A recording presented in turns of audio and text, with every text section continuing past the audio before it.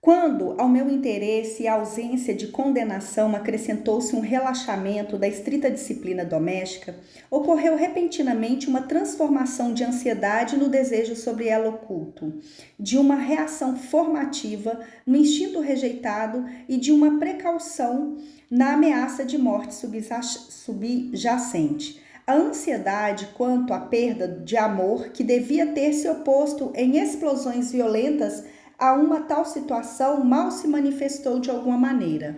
A resistência por essa causa era mais tênue do que por qualquer outra. Era como se a menina estivesse dizendo: se a senhora não acha isso tão ruim assim, então eu também não acho. E com essa diminuição de suas próprias exigências sobre si mesma, ela gradativamente conseguiu, no curso da análise, uma incorporação progressiva de todos os impulsos que previamente havia posto de lado com tal desgaste de esforço. O amor incestuoso por seu pai, o desejo de ser uma criatura masculina, os desejos de morte para com os irmãos e irmãs, o reconhecimento de sua sexualidade infantil, e só se deteve com a única resistência séria, pouco tempo antes que a reconhecesse como a pior de todas, o desejo direto de morte contra sua mãe. Não é esta a conduta que nos habituamos a esperar do superego. Aprendemos com o neurótico adulto quão inacessível ao raciocínio é o superego, quão obstinadamente resiste ele a todas as tentativas de influência externa e como não consente em modificar suas exigências até que o tenhamos dissecado historicamente na análise e estabelecido todas as trajetórias que levam a todas as exigências e proibições em identificação com uma das pessoas que parecem agigantar-se e que eram amadas no período da infância. Estou certa de que atingimos aqui a principal e a mais importante diferença entre a análise de adultos e a de crianças. Tomemos a situação da análise de adultos em que o superego já realizou a sua independência. Aqui, a nossa tarefa única é levantar ao mesmo nível os impulsos derivados do id, do ego e do superego que participam na formação do conflito neurótico, trazendo-os à consciência. Nesse novo nível consciente, o conflito pode ser sustentado numa nova maneira e levado a um outro resultado. Mas, na análise de crianças, lidamos com casos em que o superego ainda não chegou a uma independência real, em que opera com demasiada clareza em benefício daqueles de quem recebe a sua delegação, os pais e as pessoas encarregadas de supervisionar a criança, e vacila em suas exigências à vista de qualquer alteração nas relações com essas pessoas e em virtude de todas as mudanças que possam ocorrer em suas próprias opiniões. Atuamos como acontece com os adultos, pela análise pura, à medida que esta seja uma tarefa de liberar as partes já reprimidas, o id, o ego, mas a tarefa a ser executada com o superego infantil é uma tarefa dupla, é analítica na dissolução histórica do superego, tanto quanto este se mostre como uma estrutura independente de dentro para fora, mas é uma tarefa educacional, no sentido mais amplo do termo, ao exercer influência externa, ao modificar as relações com aqueles que estão encarregados da criação da criança, fornecendo novas impressões e revendo as exigências feitas à criança pelo mundo exterior. Retornemos à minha pequena paciente obsessiva. Não tivesse ela estado sob tratamento à idade de 6 anos, sua neurose infantil poderia talvez, como tantas outras, ter se curado espontaneamente. Como seu sucessor, um superego severo certamente ter-se-ia configurado, se apresentaria ao ego com exigências rígidas e ter-se-ia oposto a qualquer análise posterior com uma resistência difícil de ser superada. mas o ponto de vista que defendo é o de que esse superego severo manifesta-se no final e não no início da neurose infantil. Como uma ilustração a mais do que acabei de afirmar, quero mencionar uma comunicação a que o Dr. M.W. Wolff deu publicidade em 73. Ele registra ataques fóbicos numa meninazinha de apenas 1 ano e meio de idade. Nesses casos, é claro, os pais da criança haviam tentado demasiadamente cedo fazer com que ela adquirisse hábitos de higiene. A criancinha não podia satisfazer as exigências dele e tornou-se conturbada, imaginando que ia ser mandada embora. Sua ansiedade tornou-se aguda quando, no escuro e quando se ouviam sons. Por exemplo, quando alguém batia a porta. Constantemente perguntava-se se era boazinha e repetia reiteradamente o desejo de não ser mandada embora. Os pais aborrecidos foram ao Dr. Wolff para se aconselharem. A parte interessante sobre esse sintoma prematuro é que a ansiedade da criança, que o Dr. Wolff imediatamente reconheceu como medo à perda do amor, de maneira nenhuma se diferencia dos sentimentos de culpa de um neurótico adulto. Devemos, no entanto, nesse caso, dar crédito a um desenvolvimento tão precoce da consciência e, desta forma, do superego. O Dr. Wolff esclareceu aos pais que a meninazinha não podia, por enquanto, claramente, por uma razão ou por outra, satisfazer as exigências de higiene e lhes aconselhou que adiassem um pouco a sua educação a este respeito. Os pais mostraram-se bastante compreensivos e concordaram.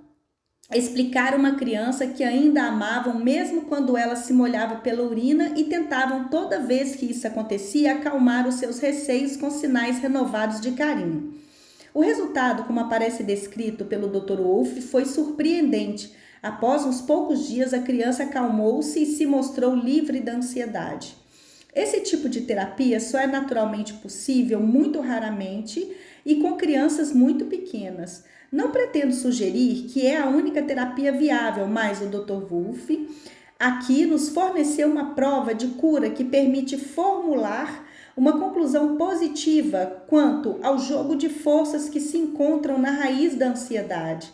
Se a ansiedade da criança se atribuiu às exigências do superego, os carinhos dos pais teriam uma influência nula sobre os seus sintomas.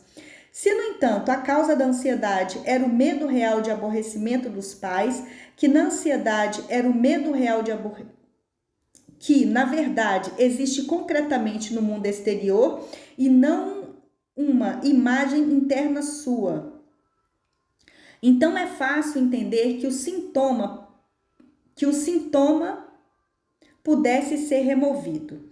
O Dr. Wolff, de fato, removeu a sua causa. A acessibilidade do superego e influências nos primeiros anos é responsável por muitas das modificações diretas que podem configurar-se no comportamento de uma criança de tenra idade. Através dos bons ofícios do Dr. Ferenczi, tive acesso às notas de uma professora de uma escola americana moderna de Walden School. Descreve essa professora como crianças neuróticas provenientes dos meios domésticos muito rigorosos e que começam a frequentar a escola ainda em idade de jardim de infância, depois de um período de expressão de surpresa e de suspeição, tornam-se adaptadas à livre atmosfera, e gradativamente desaparecem seus sintomas neuróticos, que habitualmente são reações à interrupção da masturbação. Um resultado desse tipo seria impossível no caso de um adulto neurótico. Quanto mais livre o meio ambiente a que é trazido, tanto mais forte se manifesta sua ansiedade a respeito do instinto e tanto mais fortes suas reações de defesa neurótica, isto é, seus sintomas. As exigências que o superego lhe formula não se acham mais abertas às influências que advêm de seu meio ambiente. Por outro lado, desde a atenuação das exigências de seu superego se tenha iniciado, a criança está apta a ir até os extremos e a comprazer-se além do que o mais livre dos meios ambientes possa permitir. O exercício de influência externa é, mais uma vez, necessário. Para concluir, mais um exemplo, há pouco tempo ouvi involuntariamente uma conversa entre um menino de 5 anos e sua mãe. O menino estava com a mania de ter um cavalo vivo. Sua mãe, por boas razões, opunha-se à satisfação desse seu desejo. Não tem importância, dizia ele. Sem qualquer forma de desânimo, eu vou querê-lo para o dia do meu aniversário. Sua mãe disse-lhe que nem nesse dia adiantava pedir o cavalo. Então quero o cavalo para o Natal, comentou ele. A gente sempre ganha o que quer nessa ocasião. Não, nem pelo Natal, retrucou a mãe, tentando dissuadi-lo. Está bem, não tem importância também, disse triunfantemente. Eu mesmo vou comprá-lo, pois eu permito que eu tenha o cavalo. Esta é uma ilustração clara do conflito que se arma quando uma permissão interna se vê frente a frente com uma proibição externa. Se tem sorte, as crianças se adaptarão à frustração. Se não tem sorte, o resultado pode ser a rebelião e a delinquência ou ainda a neurose. Mais uma palavra sobre a função pedagógica do analista de crianças. Uma vez que descobrimos que as forças com as quais temos de nos haver na cura de uma neurose infantil, são não apenas internas, mas também externas em parte, temos o direito de exigir que o analista de crianças deve avaliar corretamente a situação externa em que se insere a criança, exatamente como dele exigimos que deva medir e compreender a sua situação interna. Para o desempenho dessa parte de sua tarefa, o analista de crianças precisa tanto de conhecimento teórico quanto de prático, relativamente ao cuidado e educação das mesmas. Isso lhe permite examinar e criticar a influência educacional sobre a qual a criança está sendo criada e, se houver necessidade, retirar a educação da criança do âmbito daqueles que dela estão encarregados e, durante o período da análise, assumir ele próprio os encargos dessa educação. Parte 3, Indicações de análises para crianças, 1945. Introdução. A partir de 1905, quando a fobia de um menino de 5 anos de idade foi tratada pela primeira vez pela psicanálise, funcionando o pai como intermediário entre a criança e o analista, a análise de crianças como método terapêutico vem sendo uma história tempestuosa e bastante acidentada. Não há nenhum setor dela que tenha permanecido sem contestação ou que não tenha, de quando em vez, se transformado em ponto de controvérsia. Em certos respeitos, a análise de criança passou pelas mesmas objeções que o tratamento psicanalítico de adultos teve de enfrentar e sobrepujar durante toda uma década anterior. 1. O preconceito sexual. No final do século passado, a concepção da origem sexual da neurose no adulto caminhava em sentido contrário aos preconceitos da época. Todavia, embora a opinião médica, assim como a leiga, não concedessem à sexualidade adulta a importância patogênica de que era portadora, ninguém avançava a ponto de negar inteiramente a sua existência. Todo mundo. Por outro lado, fazia violentas objeções à possível existência de uma vida sexual instaurada na infância. A psicanálise abriu-se à crítica de superestimar o papel da sexualidade no adulto e, identicamente, de inventar uma vida sexual infantil. Contrariamente aos fatos, então conhecidos pelo mundo médico e pelos círculos educacionais. Dessa forma, a existência da sexualidade infantil tinha de ser estabelecida e provada ao mesmo tempo que o papel desempenhado por essa vida sexual em relação às neuroses da infância. 2. O medo à imoralidade como consequência do tratamento psicanalítico. Um segundo argumento, originariamente usado contra o tratamento analítico do neurótico adulto, baseava-se num equívoco quanto ao próprio processo psicanalítico. Pensava-se que a preocupação constante com as tendências instintivas inerente ao trabalho analítico, a liberação dessas tendências da repressão e a sua consequente emergência do plano da consciência só poderiam ter um único efeito, sua expressão através da ação. Isso é, a realização dos desejos instintivos, sexuais e agressivos que haviam estado sob retenção antes do tratamento. O tratamento psicanalítico conduziria, assim, diretamente à situação de imoralidade e de licenciosidade.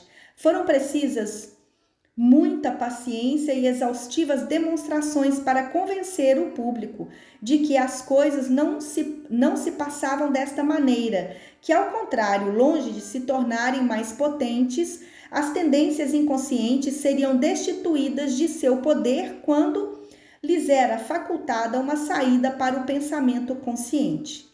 Relegadas ao inconsciente, essas pulsões instintivas haviam permanecido fora de controle, desenterradas e trazidas ao nível do consciente, automaticamente passavam ao domínio da mente do paciente e podiam ser manipuladas de acordo com as suas ideias e ideais.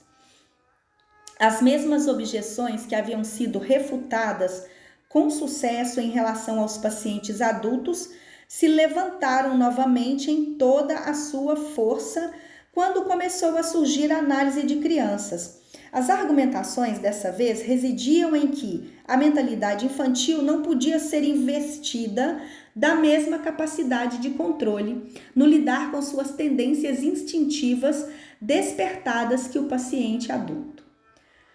Sem dúvida nenhuma, a criança quereria fazer pleno uso da permissão que se lhe oferecia na situação analítica e da rédea solta às pulsões instintivas, tanto dentro quanto fora da sessão analítica. Ou mesmo se as suas intenções eram de outro estofo, suas tentativas para restrição e para o comportamento adaptado às circunstâncias seriam simplesmente sobrepujadas pelas forças instintivas liberadas através da tarefa do tratamento analítico.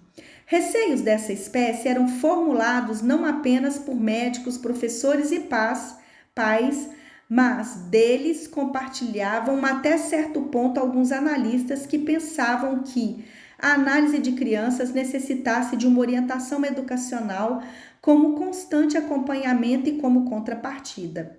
Mas, como a experiência se encarregou de provar, isso não se manifestou necessário tão frequentemente como tinha sido esperado. Demonstrou-se reiteradas vezes que o ego e o superego de uma criança, os quais se mostravam bastante consistentes para causar a irrupção de uma neurose, podiam também, com alguma ajuda, receber um crédito de confiança para que lidassem com os impulsos sexuais e agressivos que emergissem da repressão após um tratamento bem-sucedido da neurose.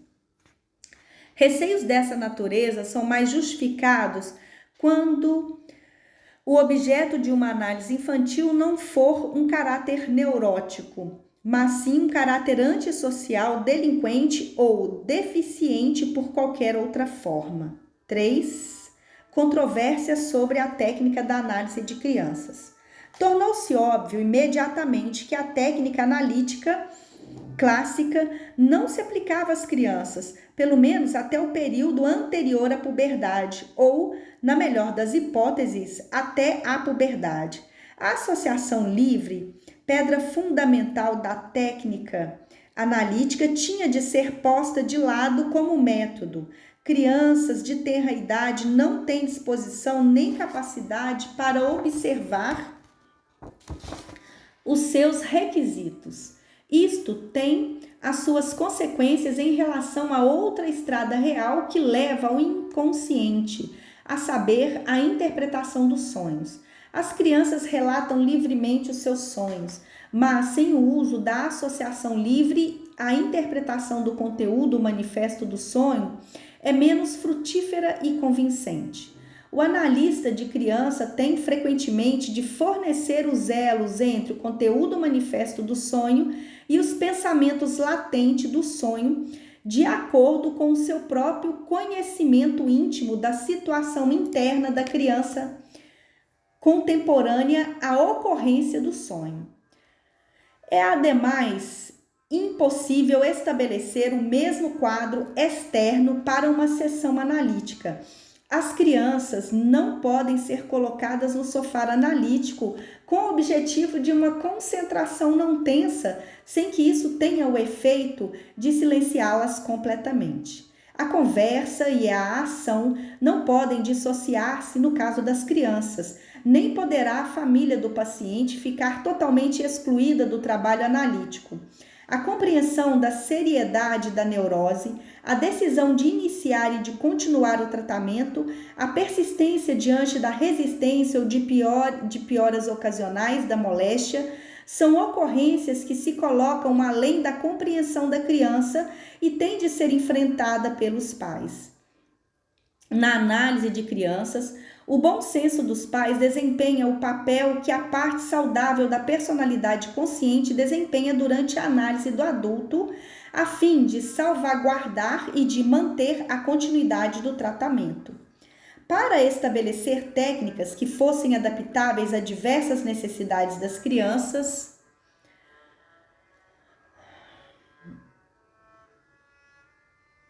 Para estabelecer técnicas que fossem adaptáveis às diversas necessidades das diferentes fases da infância, antes de tudo, tornava-se necessário criar os substitutivos à associação livre.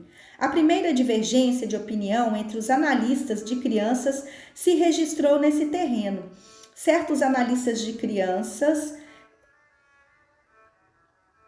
Hugh Helmut em Viena, Melanie Klein em Berlim e mais tarde em Londres, desenvolveram uma chamada técnica através do brinquedo, Play Technique, da análise infantil, método que prometia dar acesso mais ou menos direto ao inconsciente da criança. Nessa técnica, a associação livre era substituída pela atividade espontânea lúdica da criança, levada a efeito por pequenos materiais de brinquedo, oferecidos pelo analista para que tivessem utilização livre dentro do transcurso da sessão de análise.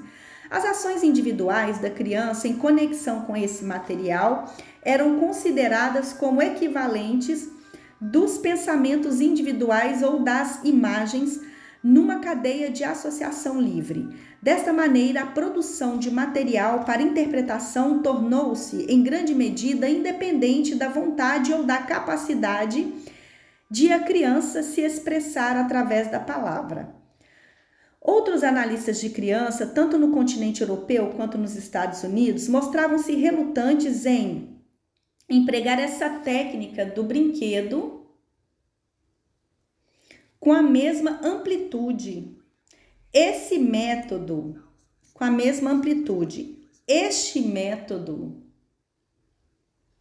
de interpretações, embora permita, como se fossem iluminações de relâmpago, uma compreensão direta do inconsciente da criança, parecia-lhes passível de objeções de várias espécies, como toda interpretação de símbolos, por exemplo, a interpretação de sonhos puramente simbológica. Apresenta uma tendência para se tornar mais rígida, impessoal e estereotipada, sem que se mostre abertas à corroboração por parte da criança. Visa a pôr a nu as camadas mais profundas da mente da criança, sem passar pelas resistências e distorções do pré-consciente e da consciência. Ainda mais recusavam-se esses analistas a aceitar essas atividades lúdicas como equivalentes da associação livre. As associações livres do paciente adulto são produzidas na situação determinada da transferência analítica e, embora alimentadas pelas costumeiras restrições do pensamento lógico e consciente, achavam-se debaixo da influência de um fim que as governa e de ser curado pela análise. A atividade do brinquedo desempenhada pela criança, não só se acha governada por qualquer intenção parecida. Isso nos leva à questão complementar, aberta e controvertida, a saber se a relação da criança com o analista é concretamente dirigida, com exclusividade, por uma situação de transferência. Mesmo se uma parte da neurose da criança for transformada numa neurose de transferência, como acontece na análise de adultos, uma outra parte das reações neuróticas da criança permanece agrupada em torno de seus pais, que representam os objetos originais do passado patogênico. Devido a considerações deste gênero, é que um grande número de analistas de crianças desenvolveu técnicas de outra espécie. Trabalham sobre os vários produtos derivados do inconsciente da criança em devaneios e sonhos comuns no jogo imaginativo, em desenhos, etc., incluindo-se as reações emocionais da criança dentro e fora da sessão analítica. A tarefa consistia, como na análise de adultos, em desfazer as várias repressões, distorções, deslocamentos, condensações, etc., que houvessem sido configuradas pelos mecanismos neuróticos de defesa, até que, com a ajuda ativa por parte da criança, o conteúdo inconsciente do material fosse posto a descoberto. Uma tal cooperação com uma criança pressupõe, naturalmente, o extenso uso da palavra.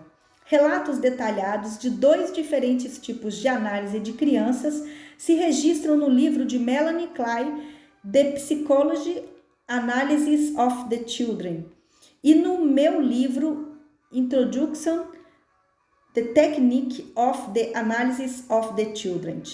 O método de interpretação simbólica da atividade lúdica de Melanie Klein, elaborou como técnica sua, foi mais tarde encampado pela psicoterapia e largamente utilizado na Inglaterra e na América sob o nome de terapêutica através dos brinquedos, play therapy. Mas nessas aplicações o método foi despojado de sua integral significação originária, uma vez que usado sem referência a uma situação analítica de transferência. 4. Controvérsias sobre a idade adequada à análise infantil. As divergências quanto à maneira de se realizar a análise de crianças inevitavelmente levaram a divergências relativas à idade adequada à aplicação do método terapêutico. A este respeito, o fato decisivo foi a utilização da palavra. Melanie Klein e seus seguidores expressaram repetidamente a opinião de que, com a ajuda da técnica do brinquedo, as crianças podem ser analisadas quase que em qualquer idade, a partir da mais tenra infância.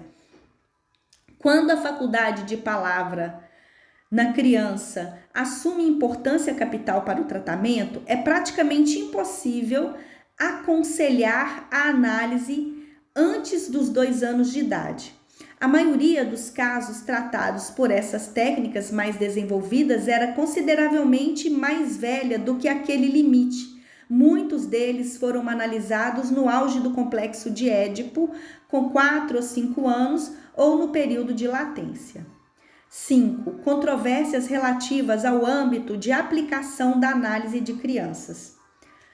Aqui, novamente, uma ampla diferença de opinião existe entre a escola de Melanie Klein e a antiga escola de Viena de analistas de crianças, muitos dos quais se encontram no momento trabalhando na América. Os analistas ingleses de crianças são de opinião de que toda criança passa na sua infância por fases de grave anormalidade, estados psicóticos, depressões, etc.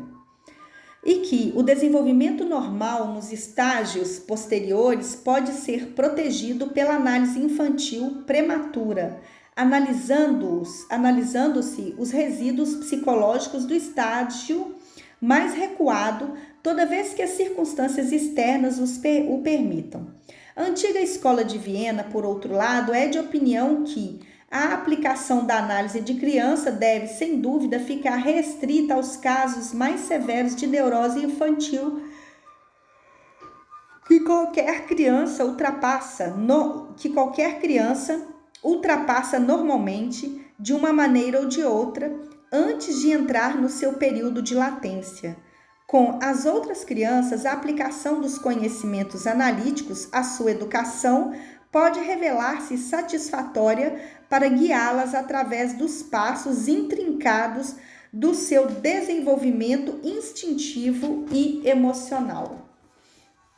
A avaliação das neuroses infantis. 1. Seleção de casos.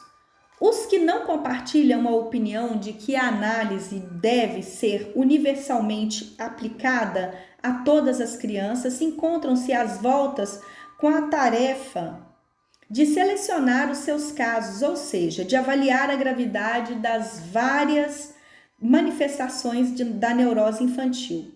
Na prática, os analistas de crianças de hoje têm pouca oportunidade de determinar esse assunto através de seu próprio julgamento. A questão de saber se uma criança deve ou não ser analisada é geralmente decidida por eles, muito frequentemente por razões inadequadas. As crianças que se acham severamente doentes são frequentemente conservadas fora do tratamento, porquanto seus pais, a quem cabe a decisão, conhecem muito pouco a respeito de análise ou se acham amedrontados pelo pouco que dela conhecem. Porque os pais se mostram relutantes em terem a intimidade de suas próprias vidas expostas ao analista, porque temem os esclarecimentos sexuais que serão dados à criança, porque eles, especialmente as suas mães, não desejam ver uma pessoa estranha obter êxito com seu filho, quando eles próprios fracassaram.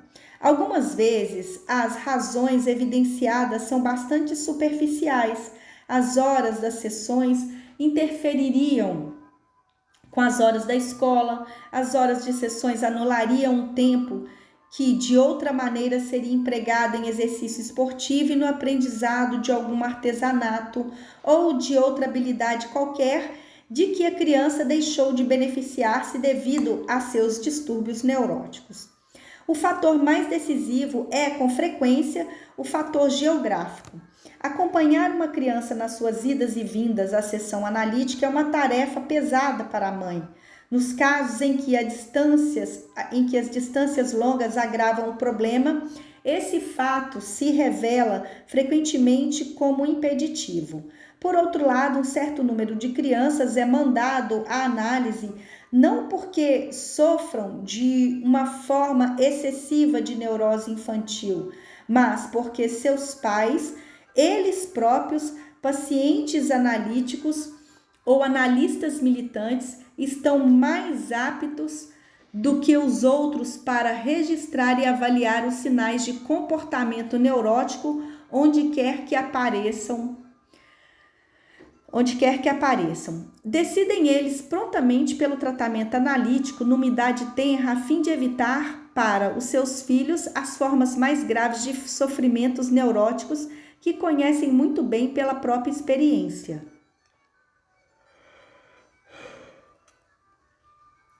Sua decisão positiva a respeito do tratamento, como as negativas arroladas acima, é baseada mais numa atitude pessoal do que numa avaliação objetiva do distúrbio da criança. Os casos infantis efetivamente em tratamento nos nossos dias tanto nos departamentos infantis das clínicas psicanalíticas quanto nas organizações privadas, são mais ou menos seleções arbitrárias, não uma seleção representativa de neuroses infantis que estivessem necessitando em maior grau de uma ajuda terapêutica. É de esperar que essas condições se alterem quando os conhecimentos sobre o desenvolvimento mental da criança de tenra idade ganharem uma maior amplitude, ou seja, quando os pais compreenderem pelo menos tanto sobre a importância das vicissitudes do desenvolvimento instintivo, emocional e intelectual da criança, quanto entendem de suas moléstias corporais. A avaliação do distúrbio e a decisão quanto à necessidade ou não do tratamento serão, então, deixadas à discrição do analista, da mesma maneira que o são em referência ao pediatra em todos os casos de distúrbios orgânicos. Fator do sofrimento neurótico. O problema de que o neurótico adulto procure ou não tratamento acha-se, em última análise, dependente da carga de sofrimento que os seus sintomas neuróticos lhe causam. Por essa razão, os neuróticos se submetem ao tratamento com maior boa vontade do que, por exemplo, os pervertidos. Uma perversão desmantela a vida normal tanto quanto uma neurose, mas a perversão acarreta satisfação enquanto os sintomas neuróticos são penosos de suportar. Essa afirmação pode ser sustentada a respeito do fato de que toda neurose também é uma fonte de prazer para o indivíduo que a sofre. O prazer que o paciente desfruta da gratificação deformada dos desejos reprimidos, isto é, dos seus sintomas, não é experimentado como prazer pelo seu sistema consciente. O prazer consciente, por outro lado, que os neuróticos frequentemente experimentam devido à consideração que recebem do seu meio ambiente, de um senso de importância, etc., é de natureza secundária e não realmente inerente à doença. A partir do momento em que esse lucro secundário advindo da moléstia se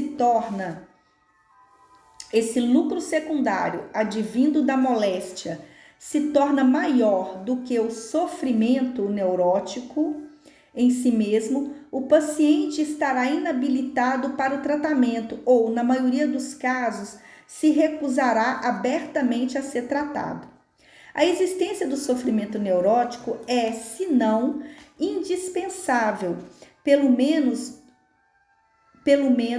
um importante pré-requisito em relação à atitude de persistência e de determinação de que precisa o paciente para conduzi-lo através das dificuldades ao longo de uma cura analítica. Ao lidar com casos de neurose infantil, percebe-se que o sofrimento neurótico não se acha presente na criança numa gradação única e que, quando presente, esse sofrimento se divide igualmente entre a criança e os pais. Em alguns casos, consiste apenas na reação dos pais ao sintoma que secundariamente convence a criança de que ela sofre de um sintoma. Este é, por exemplo, o fato que se nota nos frequentes distúrbios alimentares da infância. As crianças se tornam difíceis de alimentar por razões que se originam de sua relação inicial com a mãe, em suas reações contra as tendências sádicos orais e sádicos anais. A ingestão normal de alimentos é assim tornada difícil ou impossível devido a razões neuróticas. A criança, entregue a si mesma, alegremente se conformará com um sintoma e comerá menos. As mães, por outro lado, sofrem agudamente com a ansiedade causada por esse comportamento da criança e, por sua vez, impõem sofrimento à criança, que se alimenta mal através de queixas, admoestações, castigos, medidas coercitivas, etc. A mesma coisa ocorre quando há enurese na infância, Crianças de uma certa idade tendem a mostrar indiferença em relação a este sintoma, enquanto o meio ambiente adulto sofre enormemente por isso. A carga de sofrimento que o fato imporá à criança depende da reação registrada pelo ambiente que o cerca. O terror experimentado à noite pelas crianças, pavor nocturnos, em geral produz consternação e ansiedade nos pais, ao passo que a criança atingida permanece esquecida da ocorrência. As crises de birra são perturbadoras para a família. Para a criança mesma, são uma descarga bem-vinda. A exibição neurótica de agressividade e de destrutividade, tal como ocorre nos estágios iniciais de uma neurose obsessiva, apresenta-se como fenômeno de maior conturbação para a família. A criança antes se compraz neles. Sua atitude a respeito se parece mais intimamente com a do pervertido adulto do que com a do adulto neurótico. O sofrimento neurótico agudo é experimentado pela criança em todos os estados de ansiedade, antes que uma defesa consistente contra os sintomas se instale.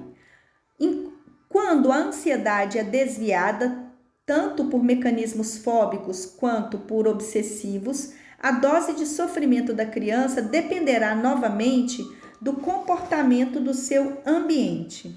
Muitas mães temem a ansiedade da criança tanto quanto ela própria a teme. Consequentemente, elas não apenas não se opõem aos dispositivos fóbicos ou obsessivos da criança, mas até mesmo ajudam ativamente e de várias maneiras para que os mesmos sejam mantidos. Ajudam uma criança a evitar as situações de perigo em que a ansiedade emergiria, conformando-se com cerimoniais ligados à hora de dormir, à hora de comer, de vestir, conformam-se com as obsessões da higiene pessoal, etc.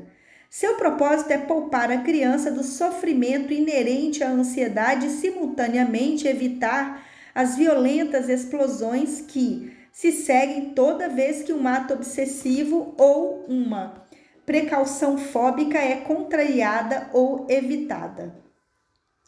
Há, assim, muitas fobias infantis e neuroses obsessivas que têm existência subjacente e, embora causadas de infinitas preocupações às mães, não são sentidas como agudamente penosas pela criança. Durante o período de evacuação em massa na Inglaterra, em 1940, muitas crianças tornaram-se neuróticas após a ocorrência da separação de seus pais. Seria errôneo concluir que teriam elas adquirido neurose devido à experiência traumática de cada uma. Em muitos casos, as suas neuroses não haviam meramente estado em evidência enquanto viviam em companhia de suas mães, e a ansiedade aguda, o sofrimento, etc., surgiram quando foram obrigadas a viver com pessoas que se mostravam menos aptas a mostrar consideração para com seus processos fóbicos e obsessivos. Resumindo, a presença ou a ausência de sofrimento não pode ser tomada como fator decisivo quando se resolve acerca do tratamento de uma criança. Há muitos distúrbios neuróticos sérios que as crianças suportam com ânimo firme. Há outros menos sérios que provocam sofrimento, uma vez que a decisão quanto à busca de ajuda para a criança normalmente fica a cargo dos pais. Uma neurose infantil tem mais probabilidades de ser levada a tratamento quando seus sintomas são conturbadores para o meio ambiente. Os pais se deixam guiar na avaliação quanto à seriedade da situação pelo impacto da neurose da criança sobre eles mesmos. Mostram-se mais preocupados, por exemplo, com os estados de agressividade e de destrutividade do que com as inibições. Os atos obsessivos são considerados mais leves do que as crises de ansiedade, embora na verdade representem eles um estágio mais avançado do mesmo distúrbio. As crianças que urinam na cama são levadas mais regularmente às clínicas do que qualquer outra categoria de casos. Os estágios iniciais da passividade feminina nos meninos, embora frequentemente decisivos para sua futura normalidade, são quase que invariavelmente deixados despercebidos. B. O fator do distúrbio das capacidades normais. Uma neurose em adulto é não apenas avaliada subjetivamente de acordo com o sofrimento que desperta, mas objetivamente em função da amplitude com que prejudica as capacidades fundamentais do indivíduo. A capacidade de levar uma vida normal no terreno do amor e do sexo e a capacidade de trabalhar. Geralmente, os pacientes se decidem a procurar tratamento quando um ou outro desses fatores, ou ambos, são gravemente ameaçados. Levanta-se a questão de saber se há quaisquer funções na vida da criança cuja perturbação se pode tomar igualmente como indicador significativo para registrar a gravidade da neurose infantil. O amor e a vida sexual da criança, como a psicanálise tem mostrado, não são menos extensos e nem menos, não são menos extensos. O amor e a vida sexual da criança, como a psicanálise tem mostrado, não são menos extensos e nem certamente menos intensos do que os do adulto. Mas, após a ocorrência das primeiras repressões severas da tenra infância, são inibidos nas suas finalidades. Embora esta vida infantil esteja concentrada de acordo com os objetos, complexo de Édipo, a mesma é difusa quando as suas manifestações, instintos componentes, não organizada quanto à predominância de qualquer uma delas. Além do mais, carece de um clímax nas suas expressões, cujo distúrbio poderia ser tomado como indicativo de um distúrbio de função. A criança é, segundo a natureza de sua organização de sexo, impotente, o que significa que a integridade da sua sexualidade é mais difícil de aferir do que no caso do adulto.